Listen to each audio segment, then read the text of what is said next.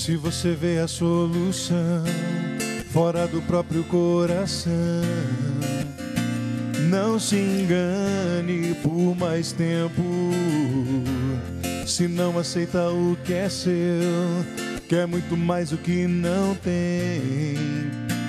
Não aumente o sofrimento, pois seu vazio foi criado pelo rumo errado do seu olhar.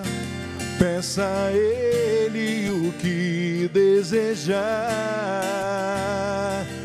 Prepare o coração para escutar. O amor vai falar. Você não é nada sozinho. Com Deus você encontra o caminho. Ele te ama. O amor vai falar. Deus vai lhe abraçar como um filho.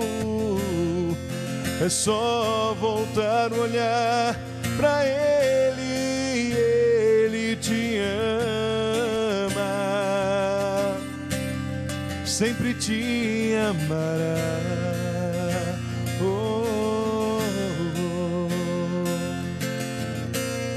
Sempre te amará. Estamos de volta com o programa Você Pode Ser Feliz aqui pela Rede Século XXI, atendendo aos seus pedidos, às suas orações, colocando diante de Deus também as ações de graças que você, que está em casa, tanto pelo Facebook quanto pelo telefone, você envia para a gente aqui. E é muito bom saber que a gente pode rezar junto com você, colocando diante de Deus todas as suas intenções.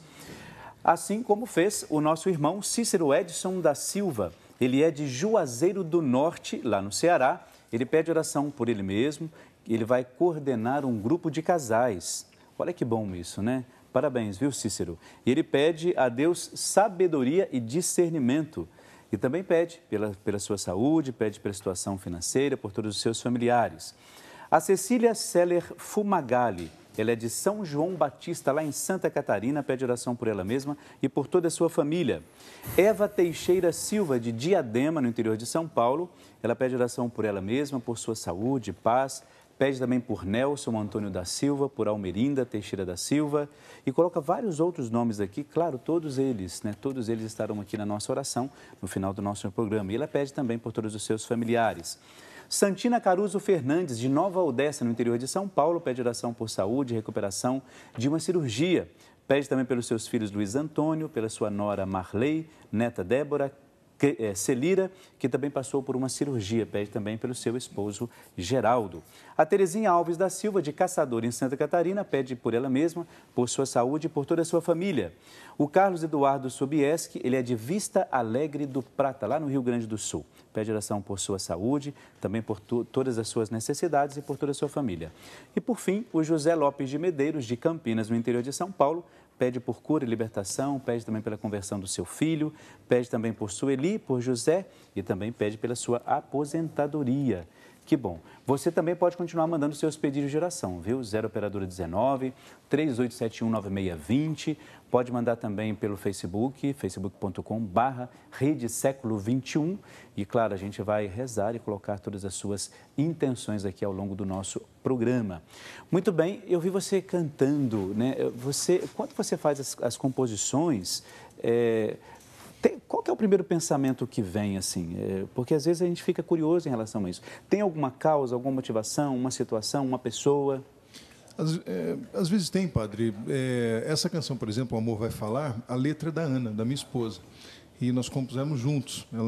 Ela fez a letra pensando, claro, nessa ação profética do falar para o outro, mas muito motivado a um temperamento meu, de às vezes de reclamar do que tenho, das coisas pequenas da vida. Puxa, mas podia ser melhor assim, podia ser melhor assado. E ela escreveu esse trecho, né? Se você vê a solução fora do próprio coração, não se engane por mais tempo. Então, muitas vezes... É bonito, né? Sabe por quê? Isso fala e aí tem um trecho, muito o coração da gente. Se não aceita o que é seu, quer muito mais o que não tem. não aumente o sofrimento, pois seu vazio foi criado pelo rumo errado do seu olhar. Então, quando a gente pensa quando eu peguei essa letra, eu falei, meu Deus do céu, a gente tem essa vivência.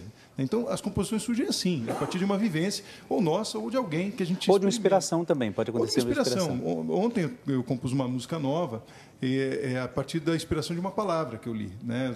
Eu estou escrevendo ainda a música, mas eu estava rezando sobre o Salmo 137 e percebendo a maravilha que Deus fazia em mim. Então tem muito disso, né? Tem muito de você viver uma experiência, às vezes uma experiência de vida própria, às vezes a experiência de um outro. Seu Amor é Demais, é uma música que eu vou cantar em seguida, é uma experiência de outras pessoas, que a gente também percebia a vida, eu e meu irmão escrevemos juntos. Então, é muito bonito. Sabe por quê? Isso. Porque toca muito, quando a gente toca muito no coração da gente quando a gente ouve as músicas assim, não é? E assim, às vezes a gente ouve tantas músicas por aí, sempre cheia de e não sei o quê, e fica aquelas coisas sempre continuadas. E quando a gente ouve uma música que tem um conteúdo legal, isso para mim é fascinante. Por isso que a gente pergunta, a gente vê que tem um conteúdo, tem a palavra de Deus por detrás disso, né? Então não tem como você não gostar não só da melodia, obviamente, mas da letra. Satisfiz a minha curiosidade em relação à música. Que eu teria que falar um programa inteiro sobre isso. Às vezes as pessoas perguntam, como é que você fez Tudo é do Pai? Depois. Vamos conversar com a Eliane. Isso Tudo é do Pai. Eu falei, amigo, se falar de Tudo é do Pai, eu vou ficar aqui até amanhã. Muito bem. Olha, nós estamos falando sobre o leigo e nós recebemos aqui um comentário, aliás, uma observação da Wanda Conte. Um grande abraço a Wanda Conte, ela já esteve no nosso programa, atua, né, muito dentro da Arquidiocese de Campinas. Um grande abraço mesmo. Ela diz assim, vocês poderiam falar um pouco sobre os leigos que não têm um ministério no interno da igreja, né? A gente comentava isso no início, no intervalo, né, Marco? Isso, ver se eu compreendi bem. Não sei se a gente não compreendeu muito bem, né? Vamos ver. Compreender bem o que a Wanda comentou. Eu acho que faz uma conexão com o que o Carlos Signorelli também comentou. O leigo é aquele que consegue ir profundo na sociedade. Então, no meu caso, eu trabalho na indústria. Então, até para estar aqui nesse programa hoje, tive que pegar um dia de folga, né, das minhas férias. Eu estou no dia a dia na indústria. E lá na indústria, eu sou deparado com várias coisas, onde talvez o padre, o diácono, assim, né, não vá, sou eu que cristão, eu sou a igreja nesse local. Então, fundamental. Isso para mim é um ministério. Então, ali quando a gente toma decisões, a minha postura, lidar com dinheiro, lidar com as coisas, é um ministério. Um outro exemplo, claro que a gente trabalha bastante no conselho, que é a questão da política, que é uma situação complexa sempre. Claro, sem dúvida. Mas o Papa Francisco fala um pouco disso, que é a questão de correr riscos pelo bem. A gente sempre apoia, a gente escolhe. Então, todo ano, o ano que vem começa de novo, prefeito, vereadores, a gente dedica um tempo para estudar, para entender os programas, para ver e toma um lado, e toma um partido, e escolhe e ajuda na campanha, por acreditar. Às vezes entra, inclusive, porque é algo que às vezes um leigo pode fazer. Claro, sem dúvida. E erra. É isso que é importante. Às vezes a gente não acerta sempre. Às vezes a gente faz, acompanha, aí a pessoa se elege e entra, na hora que você vai acompanhar, a pessoa não está fazendo mais aquilo que vocês combinaram, mas a gente tem que fazer. É um risco que se corre também, né? Então isso é um ministério. Como que um grupo de pessoas escolhe pregar o Evangelho e viver o Evangelho? Às vezes atuando na sociedade diretamente, escolhendo seus governantes, fazendo leis mais justas, trazendo o reino de Deus mais próximo da realidade, trabalhando contra a fome, contra a injustiça. Então, isso também é um ministério. Por isso que é bem desafiador, por exemplo, o ministério, a gente até entra já aproveita e entra um pouco nisso, né? Lá no seu local de trabalho, né? Por isso que é desafiador você estar dentro de uma igreja, eu digo dentro de um papel específico, ou como ministro da palavra, ou da música, ou em relação à pastoral do batismo, ou na coordenação do ministério, aliás, na coordenação do conselho, né? E assim, esse desafio de ser lá no trabalho aquilo que você aprende ou aquilo que você faz dentro da igreja. Eu acho que isso deve ser, não é tão fácil, né? Não é, padre, porque, primeiramente, eu sou muito feliz porque eu trabalho numa empresa familiar, né, dos meus pais, né, da minha família ali. E graças a Deus, primeiro rezamos antes de começar a trabalhar. Primeira coisa, as músicas, nós não ouvimos música circular dentro dos nossos comércios e sempre presença de Deus fixo ali, né? Só que muitas das vezes as pessoas não entendem, não compreendem a nossa fé. Mas também quando compreende, quando percebe que realmente nós vivemos o que pregamos, elas fazem do nosso trabalho, posso dizer para você assim, um consultório psicológico, né? Que ela sempre claro, de chegar lá e colocar os problemas. Você vai falar, bom dia, tudo bem? Quando você fala bom dia, tudo bem, graças a Deus, as pessoas já se deparam. Pô, mas não é todo lugar que eu vou que a pessoa me fala graças a Deus mais, né? E, por ser comércio, as pessoas às vezes vão reclamar da vida, vai reclamar disso, mas as pessoas, principalmente os gerentes, que é o pai e o tio, estão a caminhada mais firmes, eles conseguem tirar com que as pessoas deixem de reclamar um pouco e vejam pelo lado bom da nossa vida, vejam que o lado que Deus nos preparou. Como eu trabalho na parte administrativa da empresa, eu tenho muito contato com representantes, muito contato com as empresas, com os fornecedores. E a gente percebe que eles vivem algo acima de nós, porque há uma certa ganância em questão de venda, mas nossa questão é ter o que Deus deseja porque nós temos. Então, nós temos que deixar isso bem claro para eles, deixar isso bem claro para os nossos funcionários que vêm até nós também, que nós não almejamos nada mais do que Deus tem para nós.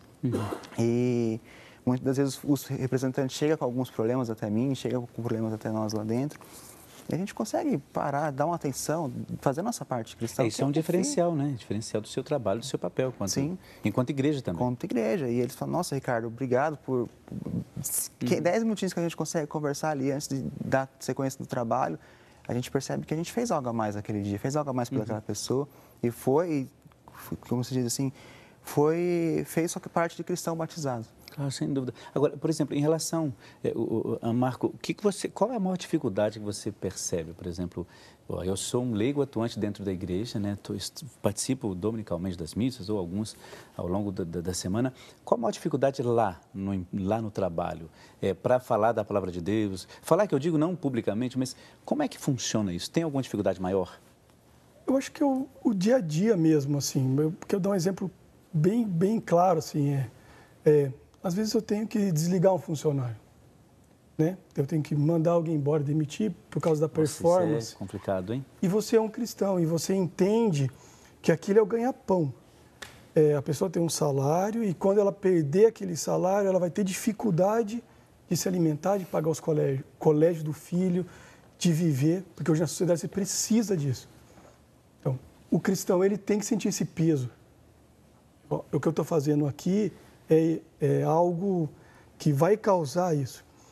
Quando você sente esse peso, você tenta fazer com o máximo cuidado possível. Você dá as chances, dá as oportunidades, fala com os diretores para que possa ver se não tem que treinar, mudar de área. E quando você tem que realizar essa atividade, que tem que desligar um profissional, você faz da melhor maneira possível. Faz um pouco diferente, né? Então, esse é um exemplo de uma dificuldade. É difícil isso, porque você... Caramba, você dizer a alguém que ele não vai trabalhar mais com você, perde o emprego. Mas isso é o dia a dia da indústria. Claro, lógico. Então, esse é um exemplo de como que você tem que lidar no dia a dia, na prática, com as incoerências do mundo, que é a igreja que tem que estar lá. Então, e se a gente consegue fazer como igreja algo diferente, então, primeira coisa, com amor, com perdão, com compaixão, né? Com compaixão. Quando você vai até os diretores e diz assim, olha, não tem uma outra maneira de encaminhar isso, de rever isso, isso é um sentimento de compaixão pela situação do outro. E é bonito que ele é alguém que se responsabiliza pelo outro. Isso é fundamental. De repente, a pessoa que não tem a visão cristã não faz tudo o que pode fazer. Até mesmo chamar atenção, até mesmo corrigir. A correção fraterna. A correção fraterna. Dizer, olha, se você não fizer isto, não vai ter outra maneira, eu vou ter que desligar. Quer dizer, até você está fazendo alguma coisa que para o mundo é até ruim, que é chamar atenção, quer dizer, olha, não faça assim, vá por aqui, dá o feedback necessário, né? traçar um plano de ação para que a pessoa consiga melhorar. E isso é cristão, porque quem não tem essa visão, fala, se dane, é mais um, né? Eu vou claro, aqui sem mandar dúvida. embora. Por isso que eu acho que é desafiador isso mesmo. Muito. Mas você sabe que eu gostei dessa sua reflexão sobre, claro, você entrou num exemplo específico de, olha, já que eu tenho que fazer isso, eu não tenho outra opção, que eu tente minimizar isso da melhor maneira possível para outra pessoa. Agora, uma coisa que eu queria ver com vocês também é o seguinte, nós que somos padres, por exemplo, a gente, quando você decide que você quer o sacerdócio, não foi o meu caso, mas em muitos casos, a família tem uma certa dificuldade de compreender não só o fato de você ser padre, mas o fato de você sair, você tem que morar fora, morar em outros lugares, em outras cidades, etc. Como leigo, como que é esse relacionamento? A família compreende quando, eu não sei se é a realidade de vocês também, compreende o fato de você, olha, domingo, o que você está fazendo na igreja toda hora? Por que você tem que ter essa reunião? Como é que funciona isso? A família também entende ou às vezes não entende? Eu acho, no meu caso, assim, eu acho que eu também sou casado, tenho 3 filhos e eu acho que são os conflitos normais um pouco. Assim, às vezes entende, às vezes não entende. Eu tenho, minha esposa também é bem atuante, mas eu atuo um pouco mais que ela. Então eu saio de casa um pouco mais que ela. Uhum. E eu tenho que compreender que também não é legal, às vezes, eu tenho uma reunião na segunda-feira e nós 2 trabalhamos e ela tem que ficar com os 3 em casa. Então, não deve ser fácil você lidar com tudo isso. A gente tem que conversar, eu acho que é a base do casamento, é o diálogo. E às vezes eu tenho que falar não para algumas coisas. Então, às vezes a gente conversa e ela fala, eu acho que nós estamos exagerando, a nossa primeira igreja é a familiar. Exato, perfeito. E aí a gente, às vezes eu seguro um pouco e aí cuido um pouco da familiar. E aí a gente vai um pouco tentando no diálogo. Eu acredito que não tem uma fórmula. Tem o diálogo dentro da família para ver se está doendo, que é o quê? Se eu posso estar prejudicando o casamento, prejudicando os filhos. Eu acho legal esse tema porque a gente tem que fazer, então, como leigo, né, casado, assim, tem que fazer com que os filhos se apaixonem por Jesus e pela igreja. Não é a catequese, somos nós. Ótima ideia. Se nós temos que fazer, e aí se eu sou um pai que estou ausente, não estou lá, toda vez que meu filho quer brincar comigo, eu falo, eu tenho que ir na igreja. Mas que igreja é essa que tira o meu pai de mim, né? Isso, então, como que eu vou fazer com que ele se apaixone por isso que eu sou apaixonado hoje? Então, esse é um desafio que... É um desafio imenso. Eu não tenho uma solução, assim, mas, assim, às vezes... Nem tem que ter solução, não. É pensar e, às vezes, cativar em casa esse amor. Quando você achar, você me fala. A minha me falou esse dia, reclamando. Você vai viajar de novo? Por que você escolheu ser cantor? Ave Maria. E aí, para explicar agora? O que você explica? Ela tem quantos anos? Tem 4 anos. E aí? E é o que você fala, a gente quer que ele se apaixone, mas, ao mesmo tempo, essas ausências que são... porque eu acredito, assim, que eles não têm ainda essa capacidade de perceber essas diferenças que a gente faz, né? Do compromisso que se tem. E eu fico muito preocupado quando o casal ele tem a igreja como referência. A igreja quanto comunidade, estou dizendo, né? Eu acho que ela tem que ter a sua doação, sem sombra de dúvida, não é como você faz. Mas vocês fazem, melhor dizendo, mas em primeiro lugar está a família nesse sentido. Que a família que Deus abençoou, que Deus consagrou. Se você agora foge da sua família e vai direto para a igreja, tem alguma coisa que está errada por aí. Então pense bem nisso, viu? Eu acho que o seu papel enquanto família, enquanto pai, enquanto mãe, enquanto filho, atuante dentro da igreja, é necessário. Mas a família ela tem que ser considerada em primeiro lugar. Se começa muitas ausências, aí tem algum problema, não é?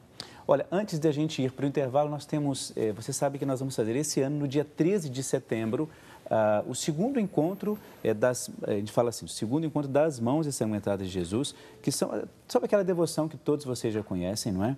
E nós vamos no dia 13 de setembro, nesse dia, inaugurar aqui uma praça. Então eu gostaria que você acompanhasse o VT comigo para você entender um pouco mais. Nós estamos nesse local abençoado por Deus. É aqui que vamos colocar a cruz de nosso Senhor Jesus Cristo. É aqui que vai ter uma urna onde você vai colocar os seus pedidos de oração, a sua intenção. Aqui também vamos ter um local para você acender uma vela, para você fazer a sua oração diante da cruz de nosso Senhor Jesus Cristo. nós estamos preparando para te receber, querido sócio e devoto propagador das mãos ensanguentadas de Jesus, nesse dia 13 de setembro de 2015. É por isso, querido sócio, que nós contamos com a sua contribuição. Deus abençoe.